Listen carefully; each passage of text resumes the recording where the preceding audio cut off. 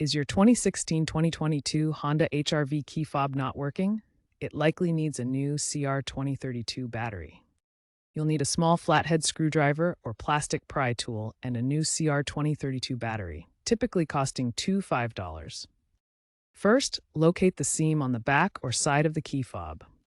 Gently pry the fob open using your flathead screwdriver. Remove the old battery, noting the positive side, which is usually marked with a plus sign. Insert the new CR2032 battery with the positive side facing up. Reassemble the fob by snapping it back together.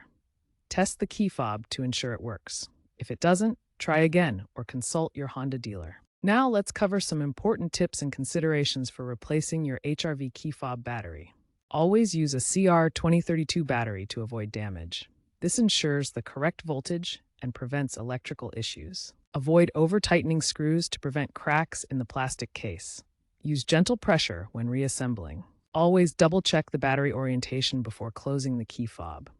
The positive side should face up. If the fob still doesn't work after replacement, you might need to reprogram it. Check Honda forums for model-specific instructions using the ignition switch, or visit a dealer. Replacing the battery yourself saves an average of $50 to $80 compared to dealership services. Be aware that extreme temperatures or frequent use can shorten battery life.